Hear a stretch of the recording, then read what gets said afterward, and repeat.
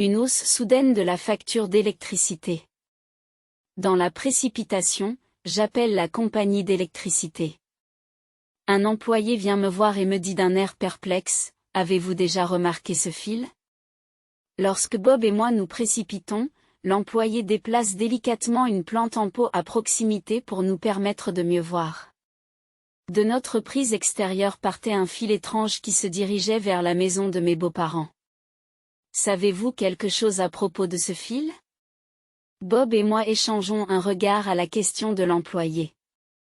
Nous pensons probablement tous les deux la même chose. Bob, est-ce possible ? Oui, sans aucun doute. C'est pour cela que notre facture d'électricité a explosé.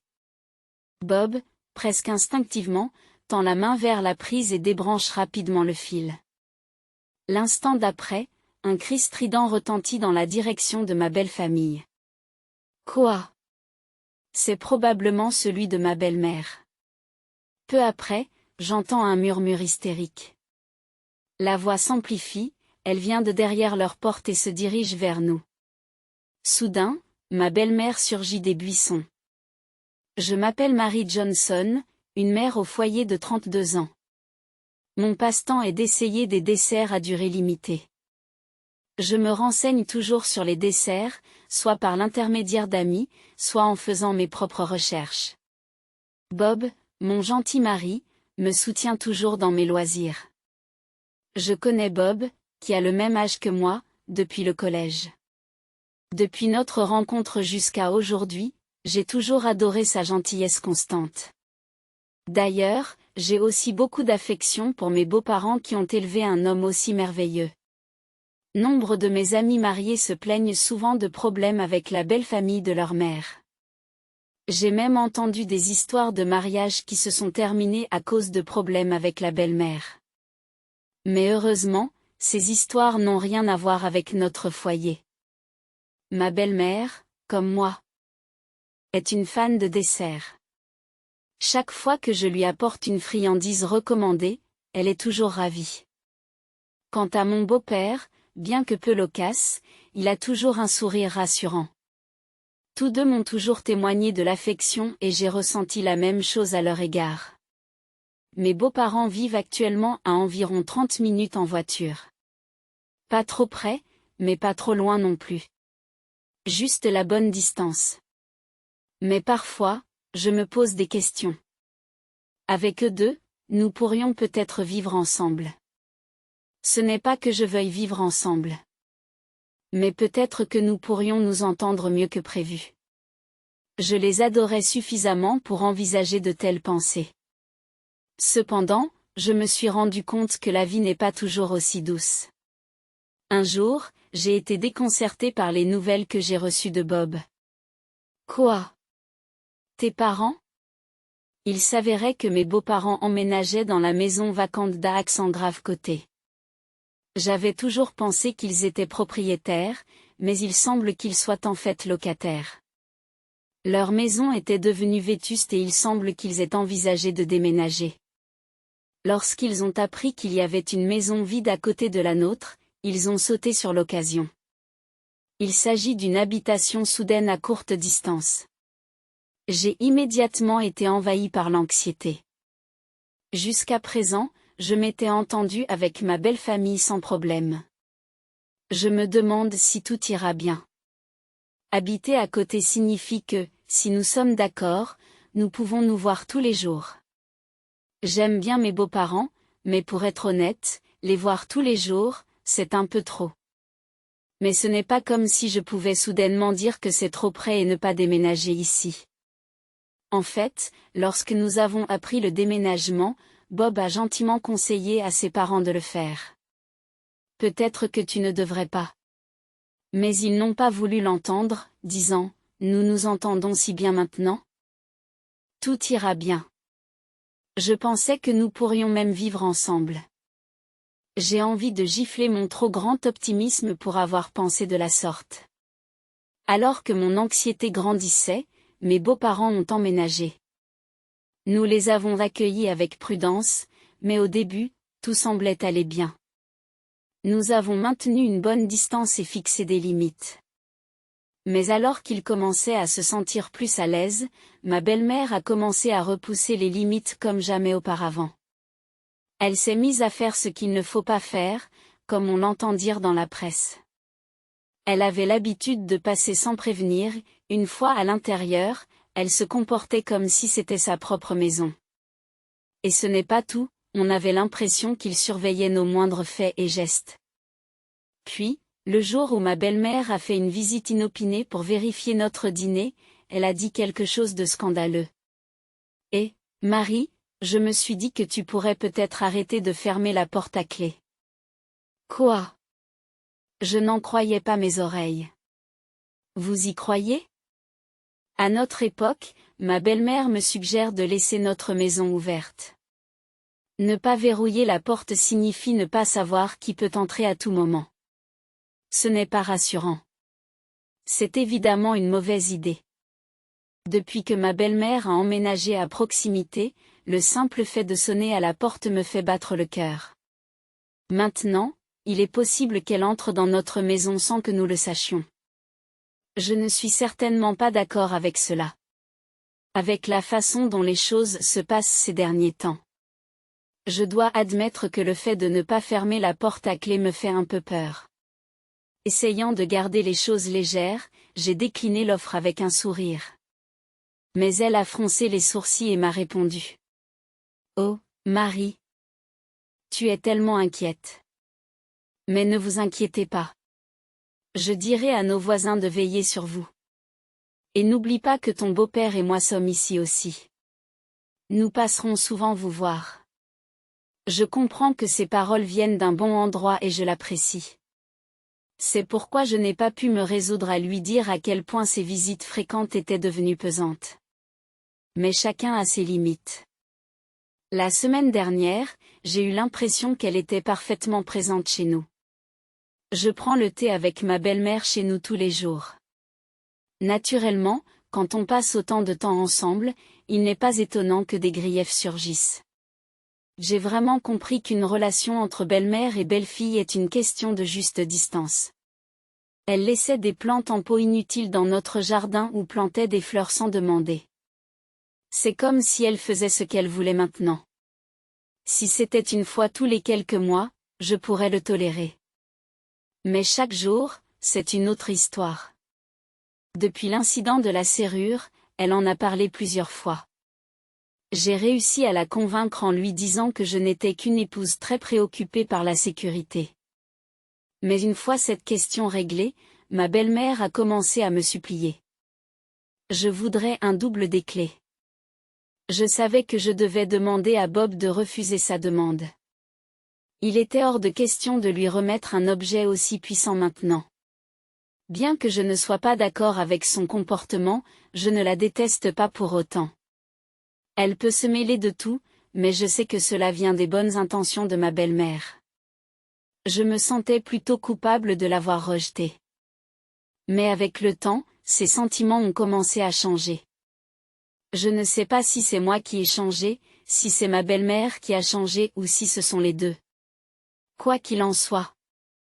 J'ai commencé à ressentir de la gêne et de l'irritation face à ses commentaires. C'était quelques mois après qu'elle ait emménagé. À ce moment-là, ma belle-mère avait pris l'habitude de me rendre visite après le déjeuner. Un jour, j'ai demandé des nouvelles de mon beau-père et il m'a semblé qu'il avait l'habitude de se promener ou de faire ses courses seul.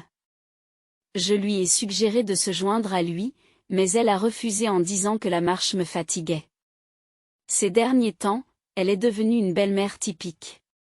Auparavant, lorsque je lui faisais du thé, elle disait simplement merci, mais maintenant il y a toujours un commentaire du genre « c'est tiède » ou « c'est faible ». Chaque fois qu'elle parle, c'est pour raconter des ragots ou dire du mal de quelqu'un. La fréquenter me déprime. Mais je ne peux pas vraiment la rejeter, alors je me contente de hocher la tête et de forcer un sourire. Ce n'est pas bon, n'est-ce pas? L'herbe continue de pousser et il ne la coupe jamais. J'ai même pensé à la tondre moi-même. Aujourd'hui, ma belle-mère parlait avec ferveur du jardin toujours négligé d'un voisin. Je me suis donc dit, oh. Lorsque ma belle-mère s'est soudainement arrêtée de parler, j'ai instinctivement suivi son regard jusqu'à l'étagère. A-t-elle trouvé un livre qui l'intéresse? Ce serait paisible si nous pouvions lire ensemble.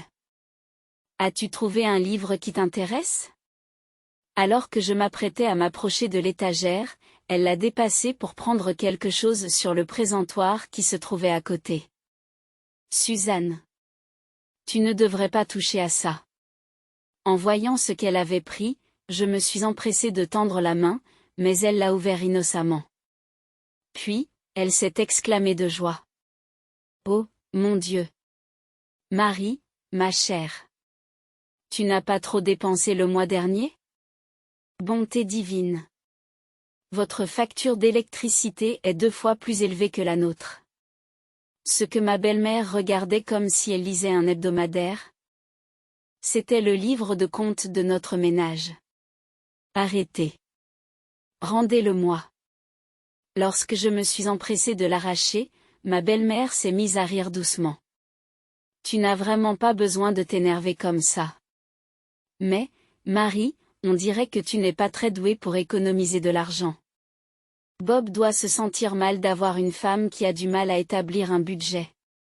Tu devrais faire un peu plus d'efforts, d'accord? J'ai senti mon visage s'échauffer. Les couvertures avant et arrière indiquaient clairement qu'il s'agissait d'un livre de comptes pour le ménage. Pourtant, elle s'est jetée à l'eau et a ouvert le livre de comptes de quelqu'un d'autre. Je n'en reviens pas. Et à propos de ces desserts. J'ai aussi un faible pour les friandises en édition limitée, alors je comprends l'envie. Mais si vous ne pouvez même pas économiser 1 centime, pensez-vous que vous méritez vraiment de vous faire plaisir avec des sucreries? De plus, ma belle-mère n'arrêtait pas de me harceler en me disant des choses comme « Tu dépenses beaucoup trop pour la nourriture. Et la facture d'électricité est exorbitante. » En outre, elle se vantait de sa frugalité. Après avoir fulminé pendant un moment, elle a semblé satisfaite et est partie. Après le départ de ma belle-mère, j'étais tellement émue que je n'ai pas pu m'empêcher de pleurer.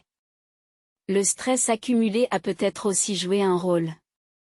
J'ai atteint mon point de rupture. J'ai pleuré sans arrêt jusqu'à ce que Bob rentre à la maison. Tu n'as pas à croire maman sur parole, mais je pense que c'est plus facile à dire qu'à faire. Je suis vraiment désolée. Je dirai à maman de ne plus revenir. Oui, s'il te plaît. Bob m'a réconforté, et après m'être un peu calmé, j'ai décidé de parler de quelque chose qui me tracassait.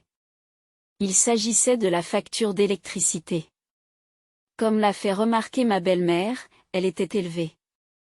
Sans qu'il y ait eu de changement significatif dans notre consommation.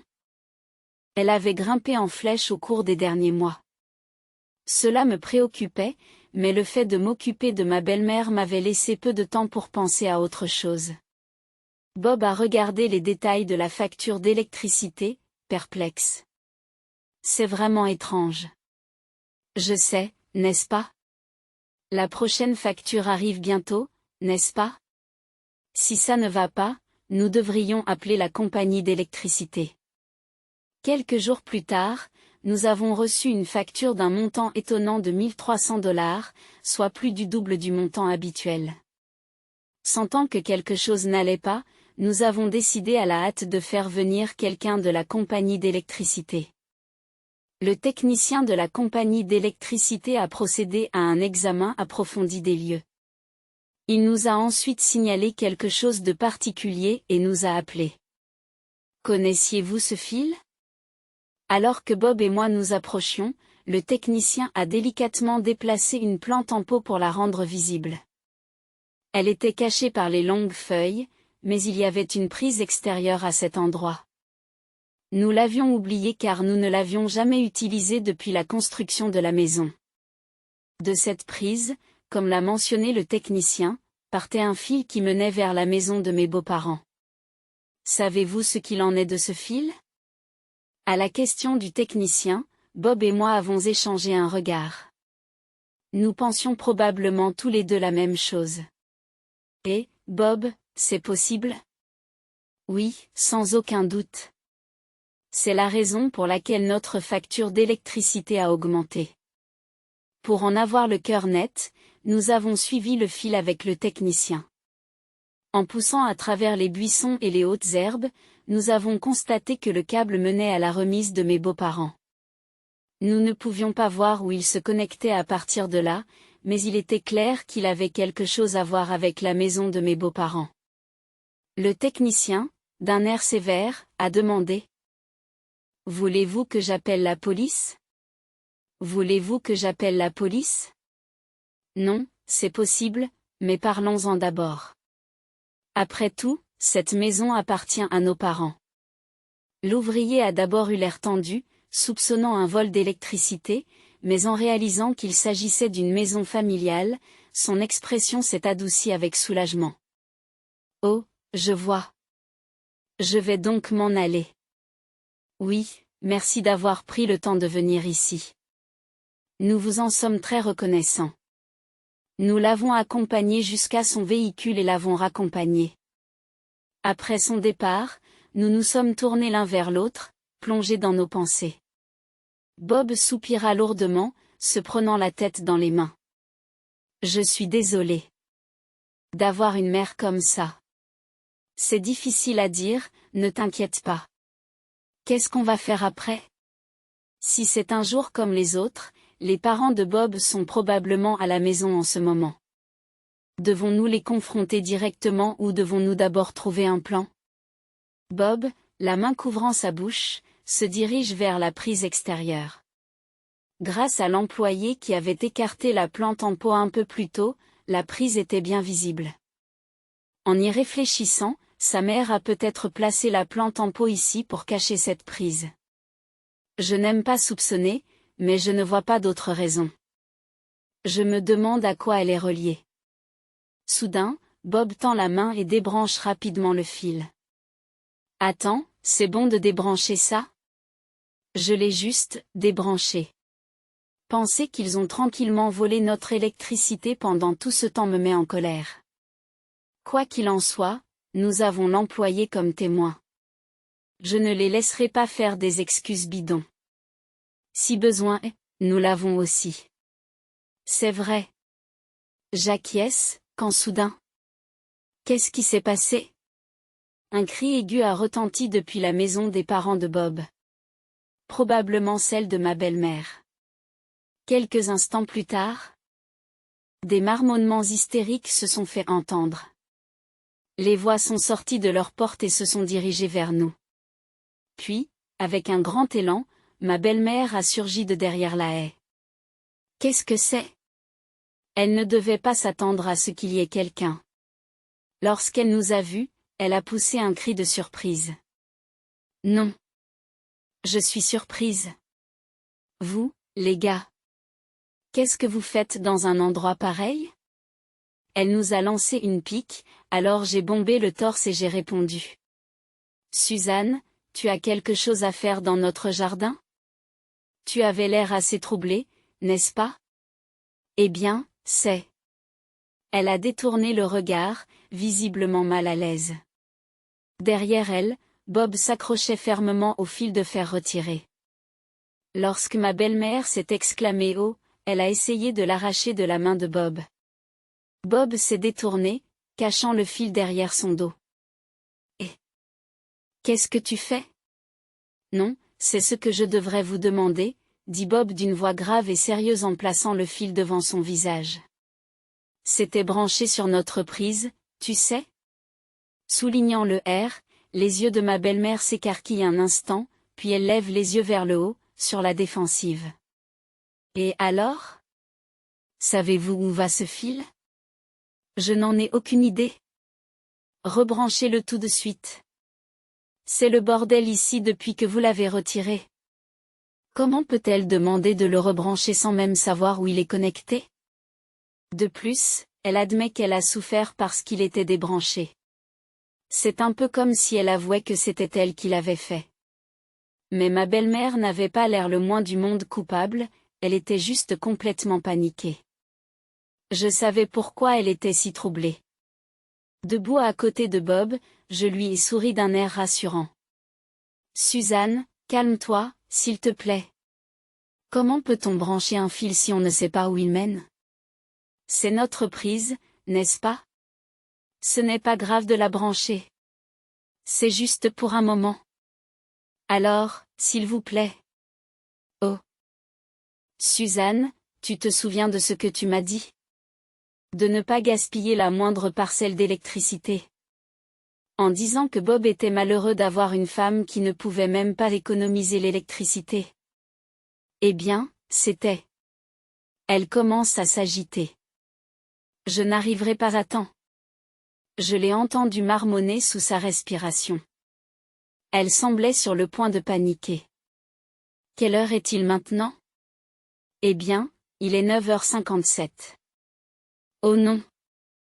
Je suis foutue. Après cette exclamation, la belle-mère, trébuchant de tout son long, s'en alla précipitamment. Bob était intrigué par le comportement étrange de sa belle-mère, et j'en connaissais la raison. J'ai chuchoté à Bob. Je murmurai à Bob, hein? C'est bien ce que tu veux dire? Si nous continuons à traîner comme ça, elle va réapparaître? C'est ça. Bob a jeté le fil de fer de côté et nous sommes retournés à l'intérieur de la maison. Peu après, au bout d'un moment, j'ai entendu un cliquetis à la porte d'entrée, suivi de la sonnette. C'est ma belle-mère. J'ai déverrouillé la porte et je l'ai ouverte. Bonjour, Suzanne. Dans la continuité de ce que j'ai dit tout à l'heure. Assez de bavardage. Poussez-vous. Dès que la porte s'est ouverte, ma belle-mère m'a écartée et est entrée. Elle était visiblement bouleversée. Ses pas tonnaient comme ceux d'un monstre tandis qu'elle se dirigeait vers le salon et s'écroulait lourdement sur le canapé. Bob, qui se trouvait dans le salon, fronça les sourcils d'un air perplexe et s'apprêta à parler, mais ma belle-mère fut un peu plus rapide. Oh, je suis assoiffée. Et le thé n'est pas encore prêt? Vous êtes si lent. Agissez avant qu'on vous le dise. C'est l'étiquette de base, non? Oui. Et autre chose. Pourquoi tu fermes toujours la porte à clé? Tout le monde dans le quartier dit que j'ai une belle fille froide. Il n'y a rien qui vaille la peine d'être volé dans cette maison de toute façon. C'est tellement prétentieux, c'est agaçant. Qu'est-ce qu'il y a? Elle continue de grommeler. Oh, c'est sans espoir. Je n'en peux plus. J'ai saisi la bouteille en plastique à moitié bu qui se trouvait à proximité et je l'ai renversée sur la table devant ma belle-mère. Elle est restée assise, les yeux écarquillés et figée par le choc. Marie? Vous voilà, votre eau. Vous avez dit qu'il n'y avait rien à voler dans cette maison, mais malheureusement, il y a des gens cupides et sournois. Par exemple, les gens qui volent l'électricité en cachette. Je pouvais voir la panique sur le visage de ma belle-mère. Je me suis assise juste à côté d'elle. Ma belle-mère n'a pas eu le courage de me regarder, même si j'étais juste à côté d'elle. Elle regardait fixement devant elle, le visage pâle. Marie, qu'est-ce qui ne va pas? Tu n'as pas l'air d'être toi-même. Vraiment, Suzanne? Même moi, j'ai mes limites. Tu m'as pris pour un dieu ou quelque chose comme ça? J'ai essayé de détendre l'atmosphère en plaisantant, mais elle était aussi effrayée que si elle avait vu un démon. Ma belle-mère a demandé de l'aide à Bob, mais il s'est contenté de secouer la tête. À côté d'elle, sa belle-fille s'est transformée en démon, à quelques mètres de là, Bob n'a pas voulu l'aider. Compte tenu des circonstances, la réaction de ma belle-mère était prévisible. Je suis désolée. Je me suis souvenu que j'avais quelque chose à faire, alors je vais y aller. Vous n'allez nulle part, n'est-ce pas? J'ai poussé durement l'épaule de ma belle-mère qui essayait de se lever du canapé. Son dos s'est enfoncé dans le canapé. Marie, j'ai vraiment besoin d'eux. C'est vous qui avez dit que vous aviez soif, n'est-ce pas? Vous avez fait tant d'histoires et maintenant vous dites que vous ne pouvez pas boire d'eau? C'est un peu hypocrite, tu ne trouves pas? Les larmes lui montent aux yeux et elle saisit sa bouteille, mais cette fois, Bob l'en empêche. Ma belle-mère a semblé soulagée pendant un moment. Mais elle ne voulait pas que je boive ce qui restait. Le vrai problème commence maintenant. Quand as-tu commencé à voler notre électricité? Vous m'accusez souvent de voler. C'est une chose terrible à dire. Mais le fil qui est branché sur ma prise vient en fait de chez vous, non? Ma belle-mère n'a pas trouvé de bonne excuse, et elle a ouvert et fermé la bouche plusieurs fois, se demandant si elle pouvait se sortir de cette situation par un coup de bluff. Pour être honnête, elle n'a aucun moyen de se sortir de cette situation. Est-elle stupide? Elle n'a plus qu'à l'admettre et à s'excuser. C'est ce que je pensais, mais il semblait que le destin avait jeté une bouée de sauvetage à ma belle-mère. On a sonné à la porte, et quand je suis allée voir, c'était mon beau-père. Suzanne est-elle là? Apparemment, mon beau-père était sorti faire quelques courses. Lorsqu'il est rentré, la porte d'entrée n'était pas fermée à clé et la télévision était toujours allumée, mais sa femme était introuvable. Il a dû s'inquiéter. David. Voyant sa bouée de sauvetage, ma belle-mère s'est précipitée vers lui, les larmes aux yeux. Mon beau-père semblait très embarrassé par l'apparence désemparée de sa femme. C'est alors que Bob est intervenu et a tout expliqué depuis le début. Après avoir réfléchi un moment, il s'est mis à parler lentement. Il n'y a pas une sorte d'erreur? Bien sûr, il aurait du mal à croire que sa propre femme ait secrètement volé de l'électricité dans la maison de leur fils. Alors qui a fait le câblage? Pensez-vous qu'un parfait inconnu se donnerait la peine de raccorder le câblage de quelqu'un d'autre à la maison de quelqu'un d'autre? Mon beau-père a croisé les bras et était plongé dans ses pensées. Il a hoché la tête et a dit, « Allons d'abord jeter un coup d'œil. » Et il s'est levé. Mais, s'exclame ma belle-mère, manifestement troublée et tentant d'intervenir. Mais mon beau-père a demandé à Bob de lui montrer ce qui se passait et s'est dirigé vers la prise de courant. Les câbles semblaient se diriger vers un hangar de stockage et n'étaient pas visibles de l'endroit où ils se trouvaient. Lorsque mon beau-père s'est rendu sur place et est revenu, son visage avait perdu toute couleur. Je suis vraiment désolé. Je suis vraiment désolé. Excusez-vous auprès d'eux. Maintenant, a-t-il dit. Et ma belle-mère a dit, je suis désolé. Comme un enfant. Mon beau-père a dit que les fils allaient à la batterie et étaient reliés à l'ordinateur de ma belle-mère par une rallonge. La batterie a été achetée lorsqu'elle a déménagé dans une nouvelle maison. Non seulement en cas d'urgence, mais apparemment un vendeur lui a dit qu'il était rentable de stocker l'électricité pendant les heures les moins chères de la nuit et de l'utiliser ensuite pendant la journée. Et la belle-mère l'a fait. Elle a utilisé la prise électrique de la maison pour stocker l'électricité pendant la nuit et l'utiliser dans sa maison pendant la journée. Au début, elle ne faisait que cela. Mais comme sa rallonge avait une prise inutilisée, elle a apparemment commencé à brancher son ordinateur et d'autres appareils ménagers. Finalement, elle a commencé à recevoir de l'électricité de notre maison toute la journée, et pas seulement la nuit. Ma belle-mère s'est justifiée en disant, « J'ai entendu dire que c'était plus économique. » Naturellement, j'étais contrariée qu'elle vole l'électricité sans permission. Mais ce qui me mettait encore plus en colère, c'est que malgré les critiques et les rabaissements constants de ma belle-mère à mon égard, elle mentait tout le temps. Vous avez souvent dit que Bob n'avait pas de chance d'avoir une femme incapable d'économiser de l'argent et que j'achetais des bonbons sans pouvoir économiser un centime, n'est-ce pas? C'est vrai, n'est-ce pas? Son manque de remords est considérable. Ce n'est pas parce qu'on économise de l'argent sur sa facture d'électricité en utilisant l'électricité de quelqu'un d'autre qu'on économise de l'argent. C'est du vol. J'ai continué. Et juste pour que tu saches, je ne laisserai pas passer ça juste parce que nous sommes de la même famille.